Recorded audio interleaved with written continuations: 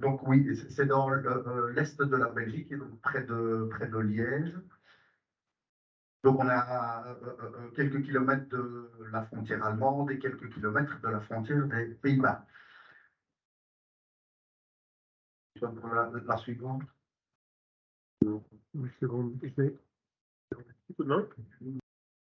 Simplement, j'avais un petit plan, plus ou moins, de la résidence. Je vais essayer de voir si.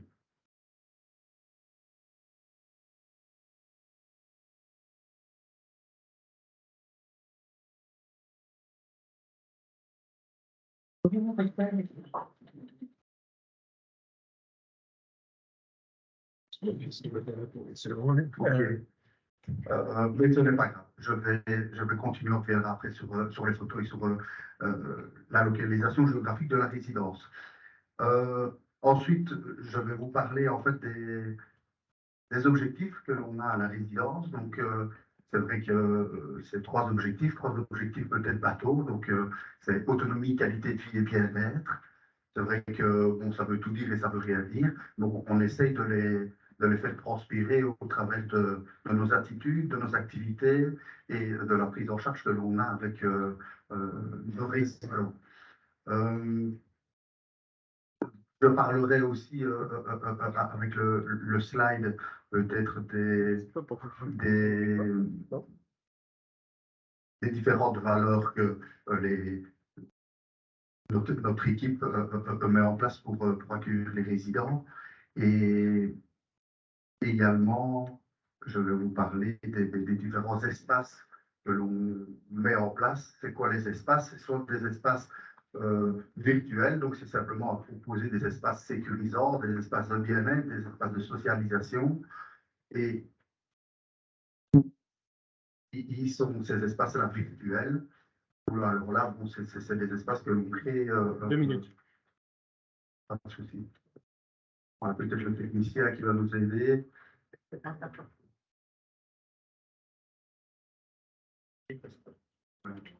On passe pas à la diapo suivante. Le pointeur ou les deux.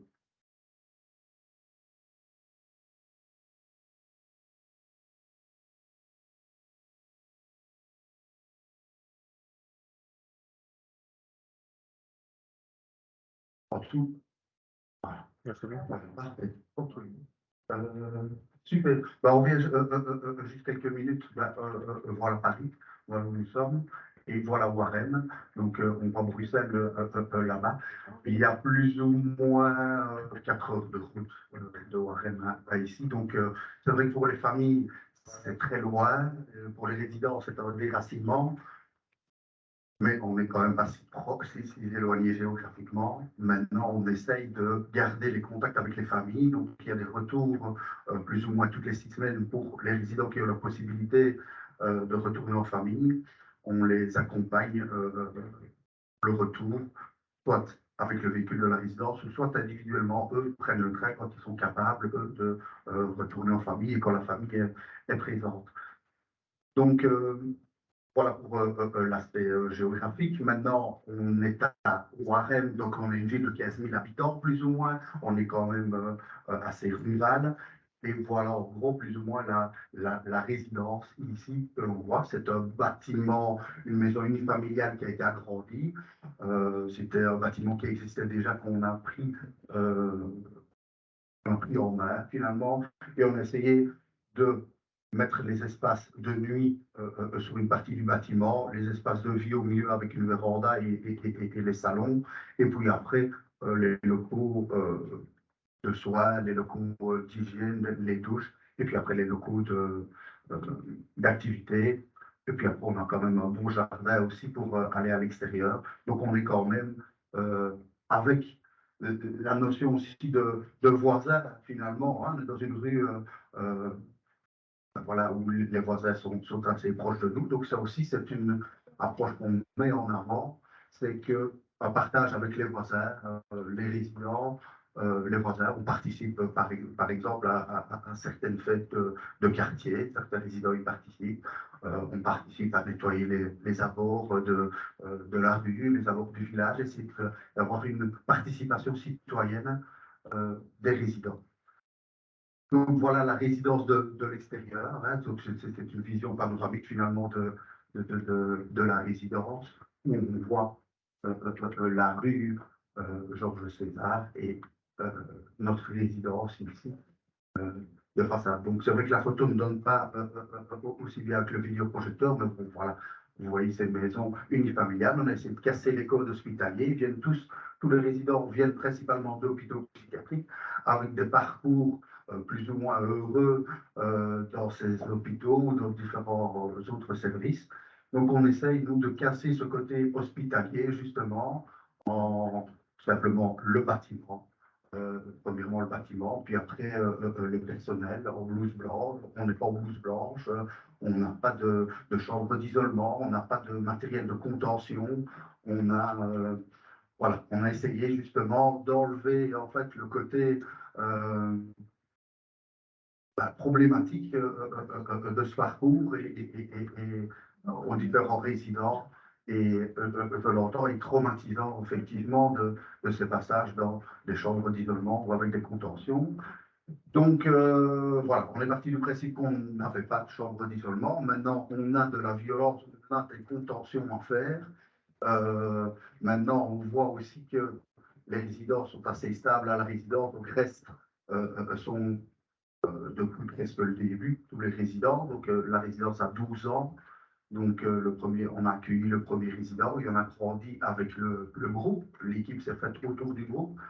Donc on a essayé en cassant ces codes hospitaliers, justement de les sortir et qu'ils puissent déposer leurs valises quelque part, au sens propre comme au sens figuré finalement, pour se sentir chez soi. Donc ils ont tous des chambres individuelles avec la partie lavabo et franchement, ils ont tous plus ou moins une chambre identique. Et on a un couple qui s'est formé à la villa.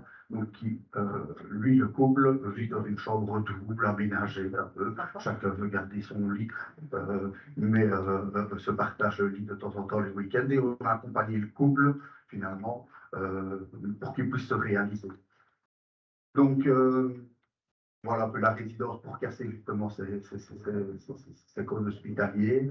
Par rapport à la violence, j'en parlais. Je crois que la philosophie qu'on a mis en place, familiale, ce côté familial, le côté individuel de la personne, une grande écoute, nous a permis de diminuer chaque fois ces débordements de violence, qu'elles soient physiques ou verbales tout simplement. Et on voit qu'au fur et à mesure, les résidents qui avaient des crises régulièrement tous les 15 jours, toutes les 3 semaines d'angoisse ou d'autres choses, diminuent avec le temps et on voit que ça se passe maintenant tous les 5-6 mois. Donc finalement, le côté contention et chambre d'isolement n'est pas vraiment quelque chose qu'on utilise. La contention, ça arrive, puisque quand le résident arrive, c'est un grand changement pour lui. C'est une résidence qui est quand même assez ouverte. Donc, il n'y a rien qui est réellement fermé à clé. La porte principale, elle est ouverte. On est parti de nouveau de ce principe-là, de se dire qu'on n'apprendra pas à quelqu'un les codes de l'extérieur et vont pouvoir sortir en ayant une porte fermée. Donc, au début, quand le résident arrive à la résidence, on est sujet à des fugues, on est sujet à des personnes qui vont chez les voisins se plaindre ou essayer d'arrêter des personnes sur la route pour voilà, se plaindre de leur mal-être ou de leurs soucis.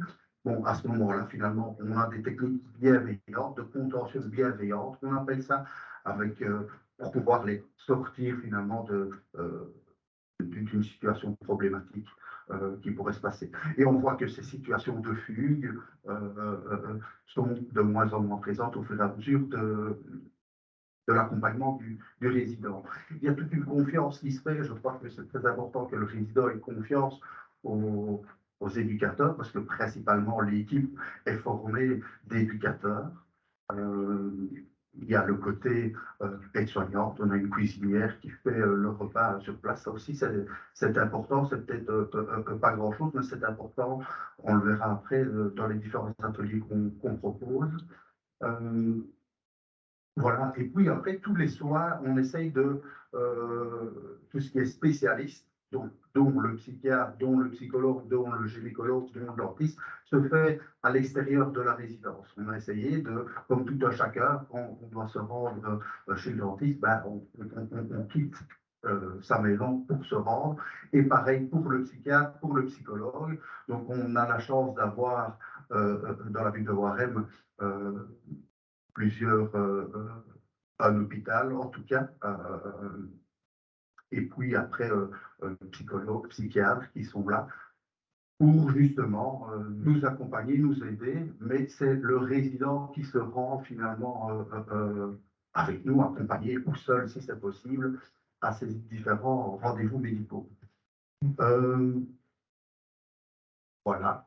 Je vais parler, oui, je parlais tout à l'heure de l'autonomie, de la qualité de vie, du bien-être.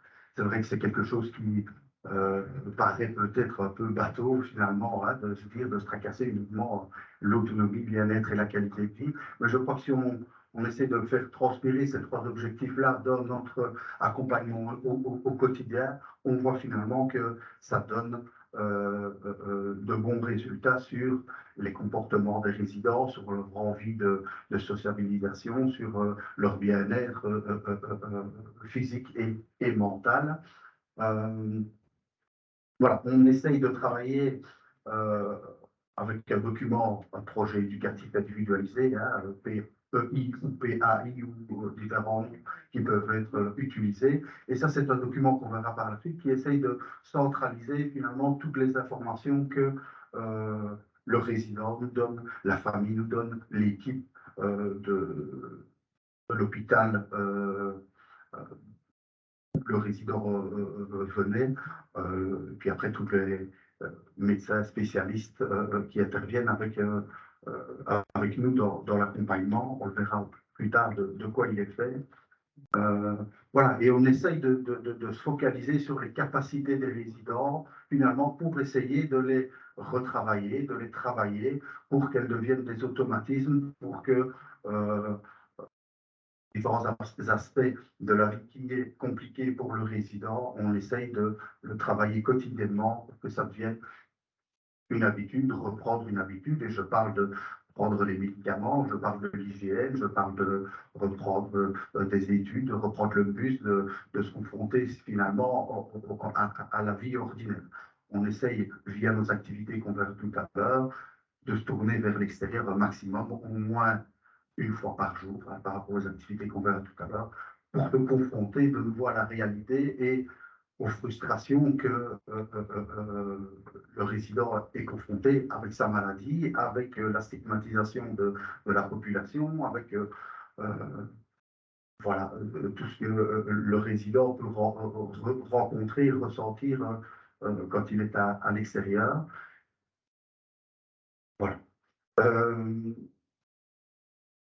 Voilà un peu les trois objectifs. Les valeurs qui font le travail, ça c'est entre nous, avec l'équipe, on a essayé finalement de mettre certains points d'attention sur certaines valeurs qui étaient importantes, en tout cas que je pense importantes à partager et à avoir dans l'accueil de nos résidents. Donc, le premier, ce serait dire présenter des projets avec la personne qu'on est capable de tenir. C'est vrai que ça paraît très simple comme ça, mais je crois que c'est important que le résident se sente suivi du début à la fin, soit soutenu et qu'il ne soit pas confronté finalement via nos activités ou nos projets de nouveau à des échecs, même si on prône de nouveau, comme on parlait tout à l'heure, de l'essai et de l'erreur. Je trouve que c'est important pour le résident aussi de se rendre compte de ses capacités pour pouvoir les travailler et pour pouvoir aller au-delà. Donc, voilà, je vais peut-être passer sur ces quelques valeurs. Maintenant, c'est vrai qu'on doit être attentif aussi à par rapport à ce que les résidents des fois nous disent ou leurs envies qui peuvent des fois dépasser leurs capacités. Maintenant, je crois que c'est à nous aussi à remettre tout ça dans un contexte et essayer de le travailler pour y arriver. Pour les familles, le travail avec les familles est quand même important, même si on est éloigné. Je crois que les familles sont courant de comment est la personne, les problèmes que le résident, l'enfant a. Euh, donc, c'est très important pour nous d'avoir cette collaboration-là, cette sincérité aussi dans les échanges, parce que je crois que des fois, c'est pas facile avec certaines problématiques, de les expliquer, de dire aussi que on est débordé, c'est pas, on n'est pas capable d'aller plus loin, de les accompagner, même nous, toutefois, on doit se remettre en question sur nos capacités à les accompagner et à les proposer à d'autres services qui peuvent nous aider. Donc les familles, c'est quand même quelque chose qui est important pour nous et finalement pour le résident aussi, de garder ce contact avec la famille. Voilà, il se garde de différentes manières, hein, soit des appels téléphoniques, soit les retours en famille. Certaines familles viennent au centre aussi, partager des fois une après-midi avec le groupe, avec le membre de sa famille, ou alors ils viennent tout simplement prendre leur enfant et partager un week-end avec eux. Donc voilà, c'est un accompagnement qu'on essaye de garder quand la famille est présente et quand la famille finalement est volontaire. Puis après, ben, il y a aussi des valeurs vis-à-vis des travailleurs. Je crois que c'est important aussi de faire attention à son équipe, de faire attention à leurs soucis, voilà, le côté, le personnel est très important, donc c'est aussi à la structure d'y faire attention pour de les garder. Le personnel que l'on a à la résidence, c'est vrai qu'il y a des allées et venues, mais c'est un personnel quand même qui est là depuis assez longtemps, autant que les résidents. Donc ça aussi, ça fait une cohésion d'équipe, ça fait que le résident peut s'appuyer sur telle ou telle personne pour créer une relation, pour créer une confiance avec les différents intervenants. Les objectifs de travail, ben, on en a un peu parlé, j'ai un peu parlé tout à l'heure hein, des différents espaces, un espace d'accueil structurant, je crois que c'est important quand ils arrivent à la résidence de savoir où ils sont, qu'ils soient accueillis, qu'ils se sentent entre guillemets chez eux dans leur chambre. Donc la chambre peut être décorée à leur manière, très souvent à l'entrée du résident avec le référent, la décoration est faite et il y a diverses choses pour que le résident se sente entre guillemets chez lui. Un espace de valorisation des compétences individuelles, fatalement, on essaye de garder ce qui est acquis par le résident et essayer de les valoriser, aussi bien pour ses compétences que simplement pour l'estime de soi du résident. Un espace de participation, donc je crois que c'est très important. On vit dans une maison communautaire, donc il y a des espaces personnels, il y a des espaces communs, mais il y a aussi des tâches quotidiennes. On travaille aussi beaucoup avec les différentes tâches quotidiennes de la vie de tous les jours pour justement remettre sur un rail le résident qui aurait perdu certaines habitudes. Un espace de socialisation, fatalement, je crois que c'est important de se tourner vers l'extérieur, de continuer à garder des contacts. Et ça se fait de nouveau via les activités, on les expliquera tout à l'heure, mais tout simplement aller faire ses courses, se confronter à la caissière, se confronter à un problème de monnaie alors que j'avais calculé 10 euros et que c'est 11,50 €. Donc voilà, on essaye par la vie ordinaire finalement d'accompagner le résident au mieux au travers de ces activités. Espace d'expression important, hein, que ce soit dans les groupes de parole, dans les conseils des usagers, où il y a aussi, ou dans les ateliers créatifs. On parlera tout à l'heure des ateliers d'écriture, de musique, ça dépend un peu les capacités de chacun. Bien sûr, un espace de soins, voilà, on ne met pas l'accent de nouveau sur le soin, on explique aux résidents que c'est important, le soin, il nous aide finalement, il aide le résident à se sentir bien et on demande une participation aussi bien sur dans les ateliers que dans son parcours de soins. C'est important que le résident soit aussi acteur de ses rendez-vous médicaux, des décisions qui sont prises. Tout ça est pour faciliter notre travail au quotidien, la prise des médicaments, l'acceptation de la maladie, d'essayer de comprendre le pourquoi, d'où ça vient. On en parlait en matinée avec certaines personnes. Je crois que voilà, de savoir d'où ça vient, je crois que ça peut aussi déposer les choses et les entrer dans quelque chose de concret. Espace d'activité, fatalement, on en parlait. Euh, les différentes activités, on y verra un peu plus tard, mais sont de trois types, intramuros dans notre structure, extramuros à l'extérieur, et puis après aussi occupationnelles, des activités tout à fait occupationnelles, où il n'y a rien vraiment de pédagogique ou de compétences là derrière, mais c'est pouvoir aller faire les soldes, aller à un match de foot, participer à une fête d'anniversaire, organiser son anniversaire, s'organiser pour les retours en famille. Donc, toutes ces activités-là qu'on va voir, qu'on va détailler tout à l'heure, ne sont que des moteurs finalement pour arriver à essayer de structurer le résident.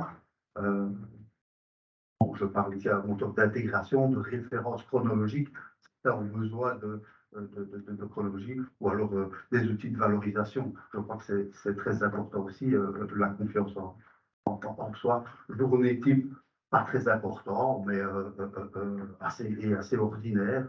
Donc, dans le groupe de 14, les résidents se lèvent d'une telle heure à une telle heure. Il n'y a pas vraiment d'obligation à avoir ou à se lever, mais il y a un timing quand même à avoir et une certaine routine à avoir durant la journée, ce qui est important pour le résident. Petite activité en avant-midi, 10 heures, c'est plutôt 10h30 jusqu'à midi. Le repas, deuxième activité l'après-midi. Ensuite, le soir, préparation du repas du soir, et puis après tous les soins qu'ils peuvent avoir en fin de journée. Le souper, le coucher, la soirée. Les soirées, de nouveau, sont soit individuelles dans la chambre, ou alors ils viennent dans le salon commun. Il y a la télé, certains viennent avec leur ordinateur, leur tablette, et c'est un lieu de discussion, c'est un lieu commun où on passe la soirée. Voilà. Ce qui est important aussi de parler, c'est de notre procédure d'accueil, de comment on accueille les résidents. On travaille avec un nombre restreint d'hôpitaux psychiatriques. Pourquoi? Pour garder une certaine confiance, une certaine transparence quand le résident vient chez nous. On favorise finalement aussi le bouche à oreille. Les derniers résidents qui sont venus viennent du bouche à oreille que les familles, que les associations fournissent. Bon, quand le résident, il y a une demande, on lance le dossier d'admission. Simplement, c'est un dossier avec une carte d'identité de la personne pour nous savoir s'il est capable d'intégrer la résidence. On n'a pas vraiment de critères médicaux à avoir, ni d'orientation. C'est vrai que on est sur, en France en tout cas, 3 orientations: foyer de vie, foyer d'accueil médicalisé, maison d'accueil spécialisée. Donc, on n'a pas voulu se restreindre de nouveau sur une étiquette qu'on aurait donnée aux résidents à un moment donné de sa vie. Des fois, l'étiquette est toujours correcte. Des fois, l'étiquette n'est pas du tout bonne. Des fois, l'étiquette a été tronquée par une volonté de changement de structure, donc on a changé son orientation, même si elle n'est pas correcte par rapport à la personne. Je crois que des fois, des diagnostics qui ont été faits il y a assez longtemps. Voilà. Et puis, comme on parlait aussi tout à l'heure en avant-midi, avec le double diagnostic, donc nos résidents présentent tous des troubles dits de double diagnostic, avec une maladie mentale qui prédomine, et puis après, avec des troubles associés, des troubles du comportement. On parlait tout à l'heure de troubles du spectre autistique ou des épilepsies. Donc voilà, dossier d'admission, carte d'identité de la personne, pour un peu voir voilà, quelles sont les capacités des résidents, qu'est-ce qu'on pourrait leur apporter. On va dans le milieu de vie du résident, donc je crois que ça c'est très important aussi pour aller rencontrer les familles, pour aller rencontrer les équipes médicales. Et puis après, si la présentation de la résidence au résident convient, que la personne pourrait convenir dans la philosophie du projet, ils viennent à la résidence pour rencontrer l'équipe, rencontrer les autres résidents, rencontrer tout simplement le bâtiment, une chambre, pour un peu que ce soit un peu plus concret dans leur esprit.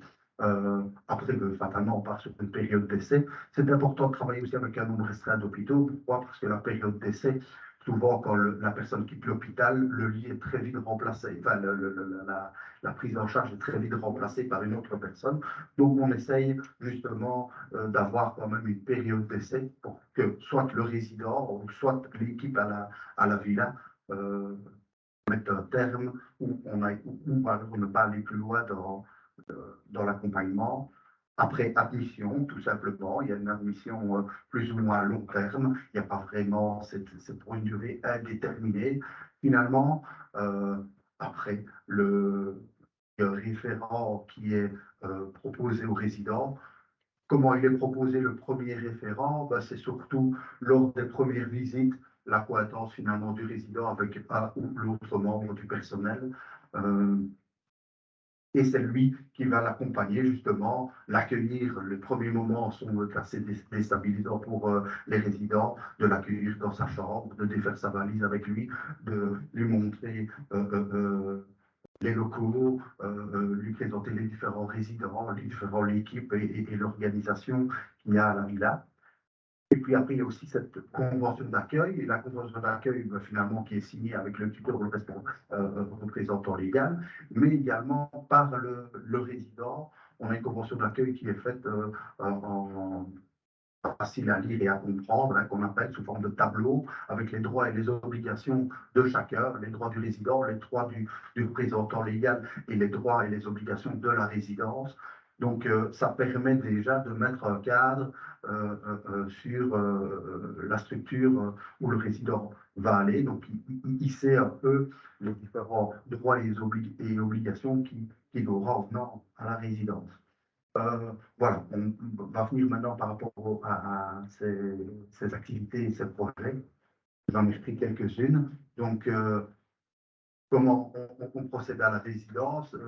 Les éducateurs de jour, ils sont plus ou moins au nombre de 6 équivalents temps plein, ont 3-4 activités références. Donc, c'est-à-dire, c'est des activités que les éducateurs croient en cette activité-là, se sentent à l'aise aussi dedans et les proposent aux résidents. Et de nouveau, au travers de ces différentes activités, on essaie d'individualiser notre prise en charge. Donc, ça c'est assez ordinaire, mais je ne sais pas, moi, l'atelier pain, l'atelier cuisine, certains, c'est pour apprendre à faire un livre de recettes, tout simplement, d'écrire, de se lancer à cuisiner, de pouvoir refaire ces différents plats-là. Il y en a d'autres que c'est plus la gestion budgétaire pour un repas, de savoir combien me coûtera de faire un repas, qu'est-ce qu'il faut faire pour avoir un repas, quels sont les meilleurs aliments à choisir, quels sont les endroits où je peux aller. Puis voilà, bibliothèque, de nouveau, bibliothèque sert soit individuellement aller à la bibliothèque pour aller chercher les différents ouvrages, ou alors pour nous simplement avoir des supports de discussion dans les groupes de parole. On a des ateliers bien-être, de massage, ça va aussi de l'épilation, de soins personnels, des soins d'ongles, voilà, que les éducateurs font avec les différents résidents. Bingo, boire un verre, c'est une activité qui est fort prisée. Boîte à histoire, Euh, boîte à histoire, de nouveau, il y a plusieurs choses là au-dessous. La boîte à l'histoire est un atelier d'écriture, finalement, où certaines personnes qui ont la volonté et la capacité d'écrire, écrivent soit sous forme d'histoire, de romans ou même de chansons, des fois leurs émotions, leur parcours de vie. Et de nouveau, c'est quelque chose qu'on utilise après au quotidien. Pardon, on est presque à la fin. Ça va très bien. Donc, euh, j'arrive, voilà, les différentes activités, on a parlé, voilà, il y en a beaucoup, il faudrait prendre le temps, j'avance. Après, il y a des projets un peu plus structurants. Projet bus, ben, c'est de réapprendre les personnes, certaines personnes qui avaient de crainte d'aller dans les transports en commun, d'aller dans la foule, donc on essaye de se lancer là-dedans. Les projets histoire, c'est comme on parlait tout à l'heure, hein, d'un projet d'écriture, projet de linge, ben, c'est savoir gérer son linge, savoir faire une machine. Voilà, projet course, de nouveau, ça groupe plein de choses. Donc, savoir faire ses courses, savoir ce qu'on peut prendre, ce qui est bon, pas bon finalement, et essayer. Projet messe, le côté spirituel, projet cuisine, qui s'inscrivent via, je regarde le temps, via le tableau d'activité. Donc, c'est des magnettes où les éducateurs proposent des activités sur la semaine et les résidents viennent se mettre dans les activités ou dans les temps libres. Ils sont plus ou moins accompagnés par les éducateurs pour s'inscrire. Mais bon, voilà, certains abusent un peu des temps libres, donc on essaye de favoriser les activités. Et d'autres voudraient participer à toutes les activités. On essaye aussi de voir les temps libres. Fiche d'activité, bon, on en parlait, ce serait intéressant d'aller un peu plus en profondeur, mais ce sera peut-être pour après. C'est quelque chose qui voilà, nous sert de base, finalement, quand on crée l'activité, de savoir avec chaque résident quels sont les quelques gros objectifs. C'est vrai qu'au quotidien, c'est très difficile de garder toujours en tête les objectifs pour chaque résident. Est-ce que mon action en allant sur le marché est bénéfique pour ce résident-là par rapport à son objectif? Bon, c'est très difficile d'être comme ça tous les jours. Donc, dans la fiche d'activité, on essaye d'en avoir que quelques-uns très concrets qu'on remet tout le temps sur le tapis en réunion avec le résident pour essayer d'avancer. Après le projet éducatif individualisé, comment est-ce qu'on suit avec les demandes de l'équipe, de la famille, des différents tuteurs, l'avis de l'équipe pluridisciplinaire, donc je parle des éducateurs, je parle du côté médical aussi, l'avis du résident est très important aussi finalement, l'avis du référent, puis le compte rendu qu'il y a dans les cahiers de communication, dans les activités, toutes ces informations-là sont reprises dans la formalisation du PEI et on va vite passer simplement, bon voilà, c'est un peu un PEI type vide, le côté médical avec quelques informations qu'on regroupe, les évolutions des derniers rendez-vous médicaux que la personne a, et puis après on parle vraiment comment le résident à la résidence, sa communication, communication verbale, non verbale. Ça, c'est une partie qui est remplie par le référent. Donc, c'est l'œil du référent et de l'équipe qui s'exprime sur ces différents gros thèmes. Autonomie, ben, comment il est avec l'hygiène, pour prendre sa douche, pour ses vêtements, pour autre chose. Bon, voilà, ses habilités sociales, santé physique, autodétermination, participation, décision au choix, je crois que c'est très important aussi. Santé physique, santé émotionnelle, comment il sort, comment ça se passe. Il y a plus ou moins la même partie que la partie entretien, qu'on appelle ça, qui est fait avec le résident. Donc lui, finalement, s'exprime sur les mêmes thèmes que le référent s'est prononcé. Voilà, comment se passe tes repas. Le document est un peu type, mais c'est vrai que c'est des questions qui se font individuellement avec le résident. Et je vais plus ou moins terminer avec de nouveau le ressenti du résident par rapport à ces activités. Les activités sont déterminées sur un temps, un temps déterminé. Et après ce temps déterminé, ce cycle d'activité, c'est vrai qu'il y a un retour du résident, comment il a apprécié l'activité, comment il a apprécié, est-ce qu'il y a eu des choses positives pour lui, est-ce que c'est à continuer, est-ce qu'il aime, est-ce qu'il n'aime pas. Voilà, la partie référent des activités, ben, ça c'est le côté, l'œil du référent qui va discuter sur les différentes activités. Et tout ça en ressort 4-5 objectifs généraux à mettre en avant quotidiennement, comme je parlais, tout le temps on a un stagiaire qui vient, c'est important, ou même pour nous tout simplement, de nous rappeler les différents objectifs sur les résidents. Et voilà. Après ces objectifs-là, finalement, on essaie de les traduire. L'objectif, dans quelle activité, dans quel moment ce serait propice, quels moyens va-t-on utiliser pour y arriver. Et puis après, il y a l'évaluation de cet objectif. Et j'ai terminé ma présentation. Je vais passer aux questions-réponses. Voilà, il y aura, et après, il y avait pourquoi la Belgique. Donc, voilà. On y viendra peut-être à un prochain séminaire ou aux questions-réponses. Merci de votre attention.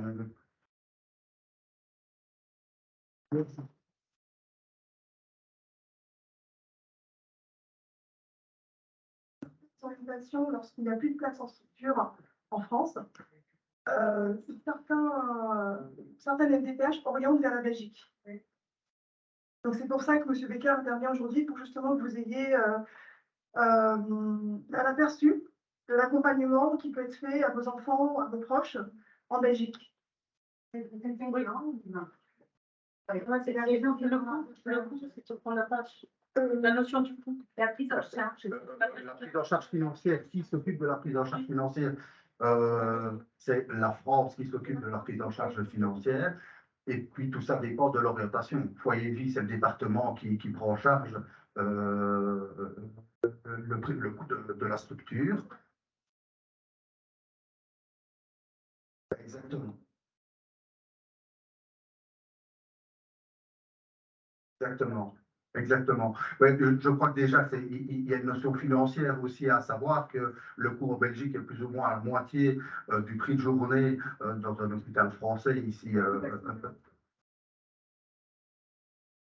Et voilà. Et puis après, le côté du personnel, on a, je veux dire, 80% d'éducateurs qui sont en accompagnement et 20% du côté médical et paramédical, et qui est plutôt l'inverse, en tout cas de ce que je connais dans les hôpitaux, où on est plus 80% dans le médical, dans le soin, plutôt que dans l'accompagnement. Il peut être sous curatelle ou quelque chose comme ça. Rien du tout. Est-ce qu'il peut être autonome juridiquement? Oui, il peut être autonome juridiquement. Oui, alors ça revient un petit peu à la question de la dame, s'il faut que la maladie soit clairement identifiée, sachant qu'en France, on a des difficultés à faire identifier la maladie de notre proche. Donc, comment on fait pour ensuite être orienté dans ce type de structure? Alors, je trouve ça super, hein. Ce qu'on peut déplorer, c'est qu'en France, on n'est pas la même chose. On soit obligé d'aller s'expatrier à l'étranger. Ça, je trouve que c'est honteux pour la France. Enfin, parce qu'on paye tous les impôts, c'est aussi pour que nos proches soient soignés. Enfin, bon, ça c'est encore un autre débat. Mais bon, voilà, je ne sais pas s'il existe ce genre de choses en France. Ça existe peut-être, mais en place tellement limitée que voilà. Alors, je voulais savoir ce type d'accueil, c'est pour des séjours en durée de séjour, si c'est limité ou illimité. C'est illimité. Bon, on a 2 places de court séjour qui ne sont pas utilisées, parce que c'est vrai qu'on a voulu se focaliser sur l'accueil des résidents. Les 2 lits de court séjour sont passés un peu à la trappe dans notre organisation. Maintenant, quand le résident vient, c'est en indéterminé. Maintenant, c'est vrai que le but pour certains résidents, c'est de quitter la résidence et de retrouver une certaine autonomie en appartement supervisé ou même seul. Certains sont déjà passés par des appartements vivant seuls ou en appartement supervisé. Il y a eu des couacs, donc de retour. Et pour certains, et pour une majorité, il n'y aura pas, à mon avis, de possibilité d'autonomie supplémentaire, malheureusement. Malheureusement, de nouveau, pour une moitié de ces personnes-là, une moitié se rend compte de la non-capacité à vivre seul, et on a d'autres, on doit travailler justement sur les capacités. Je crois que ce sera très compliqué d'y aller, de vivre, mais c'est aussi comment le ressenti de la personne, et on doit travailler. Une question encore, et je laisse pour les autres personnes qui veulent parler, bien sûr. C'est quel type de handicap? C'est purement psychique ou mental? Parce que moi, dans ma famille, j'ai les deux cas. Hein, je viens, c'est pas du tout la même chose. Est-ce que vous êtes ciblé sur... Non. Est-ce que c'est handicap mental et psychique ou c'est l'ensemble? C'est l'ensemble. On n'a pas, en fait, on ne cloisonne pas finalement l'accueil des résidents par rapport à l'étiquette qu'on lui a mis ou l'orientation qu'on lui a mis sur le dos à un moment donné. Donc, maintenant, ça dépend du dossier d'admission. Est-ce qu'on est capable d'accompagner la personne? C'est plus en interne. Est-ce qu'on a, nous, les capacités à offrir un accompagnement aux résidents? Merci pour votre intervention. J'aimerais savoir si c'est accessible aux schizophrènes qui consomment du cannabis ou d'autres drogues. La consommation de drogue n'est pas rédhibitoire à l'accueil du résident. Maintenant, je crois que c'est un travail à faire avec le résident, avec la famille, avec les médecins, pour essayer d'accompagner au mieux le résident avec des dépendances, que ce soit médicamenteuses ou de drogue. C'est vrai que des fois, l'éloignement fait déjà, donc quand on l'éloigne des habitudes, de personnes, donc ça déjà, il y a un grand changement. On n'a jamais eu des personnes qui consommaient du cannabis à la résidence, on avait des personnes qui consommaient des médicaments à outrance. Finalement, et je crois que l'éloignement, l'apaisement, la discussion, notre encadrement a permis que les problèmes qui étaient présents au début et à la fin ont disparu, ces problèmes d'addiction aux médicaments finalement. Mais je parle sur peut-être 2-3 ans que la personne a réussi à s'enlever l'envie voilà, des dépendances alcooliques qu'on a déjà eues. Voilà, c'est compliqué quand on travaille finalement en groupe. Hein. C'est vrai qu'on a un petit groupe, mais on va sortir, on parle de boire un verre, on parle même s'il existe de la bière sans alcool, on reste quand même sur des idées d'alcool qu'on ne peut pas avoir. C'est aussi le groupe, c'est aussi un partage avec les autres résidents, de comprendre que je ne vais pas prendre ma bière quand je suis avec cette personne-là dans le groupe. Voilà, et c'est tout un travail dans les groupes de parole. Je crois que c'est ces moments-là où ces sujets-là arrivent. Je n'ai pas pu prendre ma bière, moi, parce qu'il était là. Et alors, on essaie de discuter le sujet. La personne est là aussi dire, moi, j'avais vraiment envie. Bon, voilà, on essaye que chaque problème est discuté. On essaye que chaque problème trouve une solution. Voilà. D'autres questions?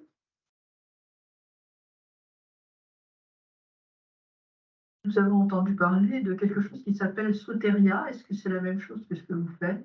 Je n'en ai aucune idée, je ne connais pas du tout. C'est quoi Soteria? C'est des maisons, je crois qu'il n'y en a pas en France, il y en aurait en Suisse et au Canada, Oui.